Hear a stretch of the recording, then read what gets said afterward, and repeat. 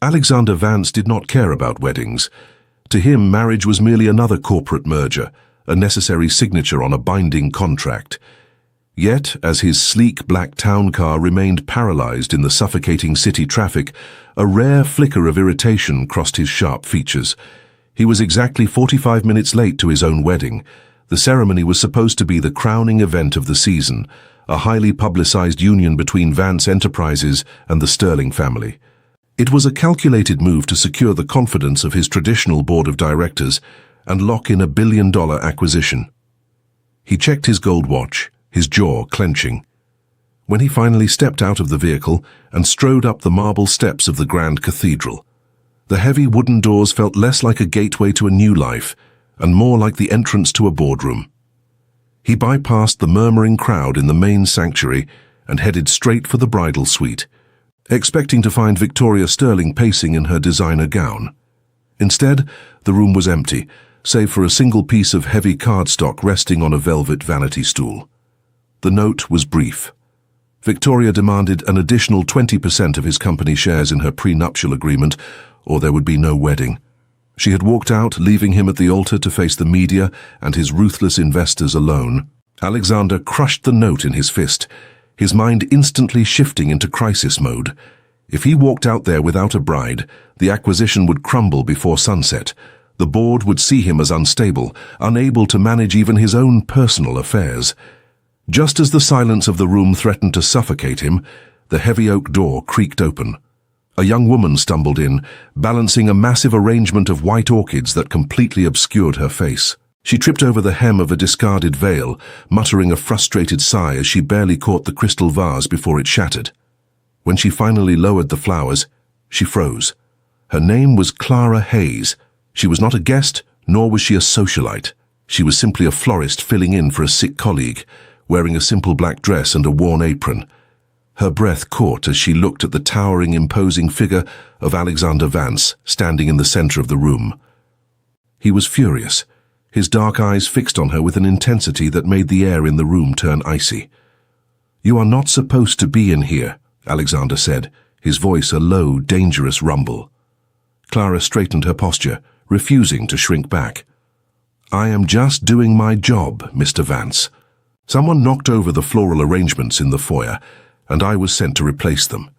She turned to leave, dismissing his authority in a way no one ever dared to do. "Wait," he commanded, stepping into her path. His sharp gaze swept over her. She had a quiet, striking beauty, but more importantly, she was here. She was breathing, and she was completely unknown to the press waiting outside. He ran a hand through his dark hair, making a decision that was as reckless as it was necessary. "How much do you make in a year?" he asked abruptly. Clara blinked, offended by the sheer arrogance of the question. "Excuse me?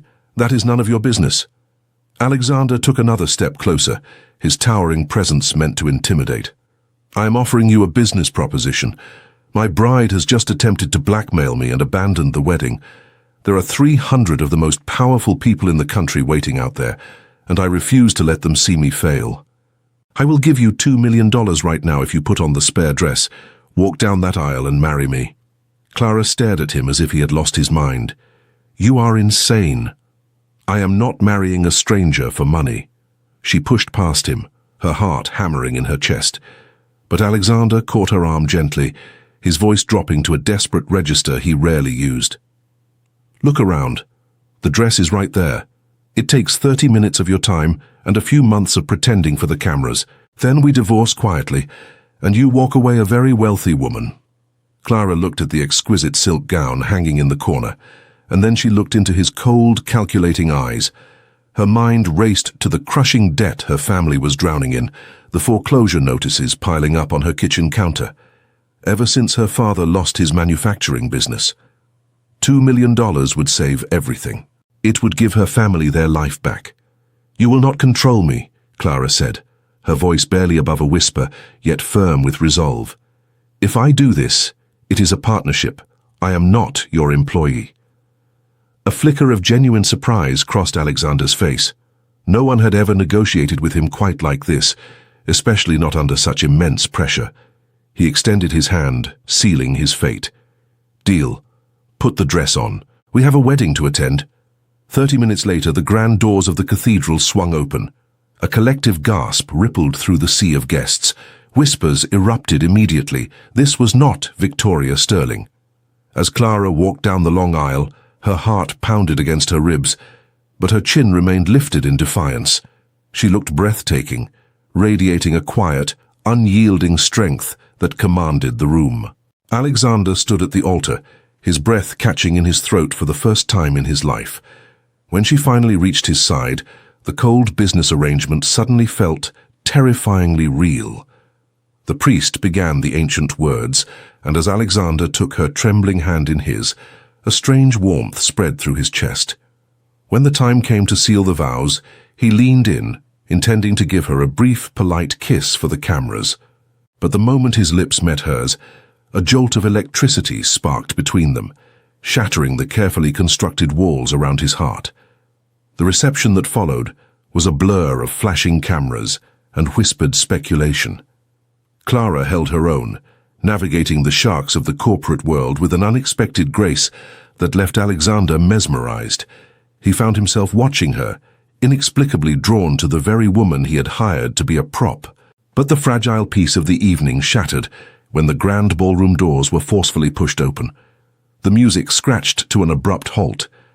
Standing in the entryway, her designer gown stained with rain, and her eyes blazing with absolute fury, was Victoria Sterling. She had returned, realizing her gamble had failed, and she was not about to let a complete stranger take the empire she believed was rightfully hers. The heavy silence in the ballroom was shattered by the sharp click of Victoria Sterling's heels against the polished marble floor. She marched toward the head table, her eyes locked on Alexander with a venomous glare, completely ignoring the whispering crowd and the flashing cameras. She stopped mere inches from Clara, looking the florist up and down with obvious disgust. Victoria raised her voice so the entire room, including the most influential board members, could hear every word. She announced that the wedding was a sham, a desperate stunt pulled by a man too weak to negotiate, and accused Clara of being a gold digger pulled from the gutter.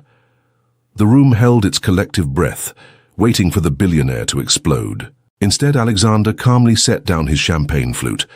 He stepped in front of Clara, shielding her from Victoria's wrath. His voice was dangerously quiet, but echoed through the silent hall. He stated clearly that Clara was his wife, his equal, and that any disrespect directed at her would be considered a direct attack on Vance Enterprises. He signaled his security team, who swiftly escorted a screaming Victoria out of the building. As the doors closed behind the furious heiress, Alexander turned to Clara. For a fleeting second, the cold billionaire mask slipped, revealing a look of profound respect. Clara had not flinched. She had stood her ground. The first few weeks in his sprawling glass penthouse were a battle of wills. Alexander expected Clara to easily adapt to a life of unlimited wealth, offering her premium credit cards and a fleet of luxury cars. Clara refused all of it. She took the spare guest bedroom, kept wearing her simple clothes, and insisted on cooking her own meals. Her defiance confused him, but it also captivated him. The penthouse, usually silent and sterile, suddenly felt alive. One late evening, after a grueling day of fighting the board of directors who were growing suspicious of the sudden marriage, Alexander found Clara in the massive kitchen. She was wearing his oversized cashmere sweater, quietly reading a worn paperback book while a kettle boiled. Without a word, she poured 2 cups of chamomile tea, sliding one across the marble island toward him. It was a simple, silent gesture of care, a tender moment that struck him harder than any corporate victory ever had. He found himself cancelling high-profile dinners just to rush home and argue with her over politics or art, addicted to the way her eyes sparked with fiery intelligence. But the fragile connection they were building shattered on a rainy Tuesday afternoon. While bringing a fresh cup of coffee to his home office, Clara noticed a thick file left open on his mahogany desk. The name on the folder made her blood run cold. Hayes Manufacturing. It was the detailed financial report of the hostile takeover that had bankrupted her father and destroyed her family. As she read the executive summary, the horrifying truth clicked into place. The devastating buyout had been executed by Vance Enterprises, specifically championed by the Sterling family, acting under Alexander's banner. When Alexander walked into the room, he saw the tears streaming down her pale face and the scattered papers on the floor. Clara did not yell. Her voice was terrifyingly calm as she asked if he had known who she was from the beginning. If this entire marriage was just a cruel joke to keep her family silent. Alexander felt the ground drop beneath him. He tried to explain that the acquisition was handled by his former partners, that he never looked at the human cost of the spreadsheets, but his words felt hollow. Clara walked out of the office, closing the door firmly behind her. The days that followed were agonizing. She stayed in the penthouse to honor the contract, but the warmth was gone. She treated him with the polite, freezing distance of an employee. The silence became his punishment. Desperate to bridge the gap, Alexander stopped buying her expensive apologies. Instead, he started paying attention. He had the penthouse staff stock her favorite obscure brand of coffee. He quietly paid off the remaining medical debt her mother had accumulated, leaving no note, taking no credit. Just as the ice between them began to show the faintest signs of cracking, the real threat emerged from the shadows. Victoria Sterling had not spent the last month in quiet defeat. Enraged by her public humiliation and the loss of the Vance merger, she had hired a private investigator to dig into Clara's past. On a Friday morning, the front page of every major financial newspaper featured a leaked, fabricated dossier. Victoria had spun a massive lie, accusing Clara of being a corporate spy who had infiltrated Alexander's life to sabotage Vance Enterprises from the inside in a plot of twisted revenge. The board of directors called an emergency meeting, threatening to oust Alexander from his own company and press federal fraud charges against Clara, a move that would send her family to complete ruin. The trap was set, and the walls were closing in on them both. The emergency boardroom was a shark tank filled with the oldest and most ruthless executives of Vance Enterprises.